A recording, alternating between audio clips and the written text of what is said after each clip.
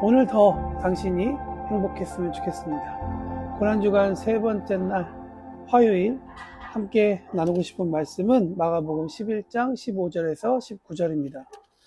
그들이 예루살렘에 들어가니라. 예수께서 성전에 들어가사 성전 안에서 매매하는 자들을 내쫓으시며 돈 바꾸는 자들의 상과 비둘기 파는 자들의 의자를 둘러 엎으시며 아무나 물건을 가지고 성전 안으로 지나다님을 허락하지 아니하시고 이에 가르쳐 이르시되 기록된 바 내 집은 만민이 기도하는 집이라 칭함을 받으리라고 하지 아니하였느냐. 너희는 강도의 소굴을 만들었도다 하시매 대제사장들과 서기관들이 듣고 예수를 어떻게 죽일까 하고 꾀하니 이는 무리가 다 그의 교훈을 놀랍게 여김으로 그를 두려워하밀러라. 그리고 날이 저물매 그들이 성 밖으로 나가더라. 예수님께서 십자가에 달려 돌아가시기 전에 있었던 일주일에 여러 가지 기억되는 사건 중에 하나가 바로 오늘 본문의 말씀입니다. 바로 성전을 깨끗게 하신 사건이죠. 다윗의 자손인 예수님은 호산나 외치는 군중의 환호를 받으며 예루살렘에 입성하십니다. 성전에 들어가 모든 것을 둘러보신 후에 날이 저물자 베다니로 물러가십니다. 그리고 그 다음날 다시 성전에 올라오게 되는데 그것이 바로 오늘 본문 우리가 읽은 사건입니다.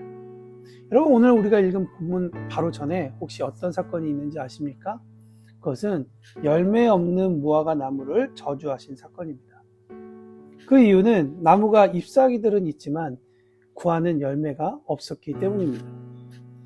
오늘 본문이 이 사건 다음에 이어진다는 것은 조금 의미를 우리에게 부여하고 있다는 것을 살펴볼 수 있을 것 같습니다. 예루살렘 성전에 오르신 예수님은 이곳이 기도하는 집으로서 이곳에 합당한 열매를 구하셨습니다. 그 열매는 다름 아닌 하나님과 교제하는, 기도하는 것이겠죠. 하나님과의 친밀함입니다. 그러나 이곳은 저주받은 무화과 나무처럼 잎은 무성했으나 성전으로서의 제사의 역할, 행위, 제물은 있었지만 형식적인 예배일 뿐 참된 경배가 없었습니다. 6월절 기간이 되면 수많은 순례자들로 예루살렘은 문정성시를 이루며 상인들에게는 일종의 명절 대목이 됩니다. 상인들은 성전 지도부와 결탁하여 성전은 장사치가 되죠. 예수님이 말씀하신 대로 만민이 기도하는 집이 되어야 할 성전이 강도의 소굴이 되어버린 것입니다. 하나님의 은총을 경험해야 할 성전이 그 맺어야 할 합당한 열매 구했지만 예수님은 그것에서 얻지 못했다. 그리고 마치 무성한 잎만 가득한 무화과 나무와 같았다라고 주님께서 우리에게 말씀하십니다. 이 예루살렘은 어떻게 다시 기도하는 집이 되어야 될까요? 예수님은 성전을 정화하심으로 그렇게 행하십니다. 매매하는 사람을 내쫓으시고 거룩하게 구별되지 않은 재물, 그리고 그 재물을 담은 모든 물건들도 다 치우셨습니다. 고린도후서 3장 16절에서 17절을 보면 너희는 너희가 하나님의 성전인 것과 하나님의 성령이 너희 안에 계시는 것을 알지 못하느냐. 누구든지 하나님의 성전을 더럽히면 하나님이 그 사람을 멸하시리라. 하나님의 성전은 거룩하니 너희도 그러하라 명령하십니다. 예수님은 우리의 몸이 거룩한 성전으로 세워지기 위해 십자가에서 죽으셨습니다. 이것이 첫 번째 십자가 사건이겠죠. 이 사건 이후 본래 기도하는 집이 아닌 강도의 소굴이었던 우리가 정결해졌습니다. 예수님은 십자가에서 제물이 되셨고 그 공로로 하나님께서 거하시는 거룩한 집, 성전이 되었습니다. 이 사건은 첫 번째 고난주간, 즉 예수님을 처음 믿을 때의 사건입니다. 우리의 삶에도 한 번씩은 일어나는 사건입니다.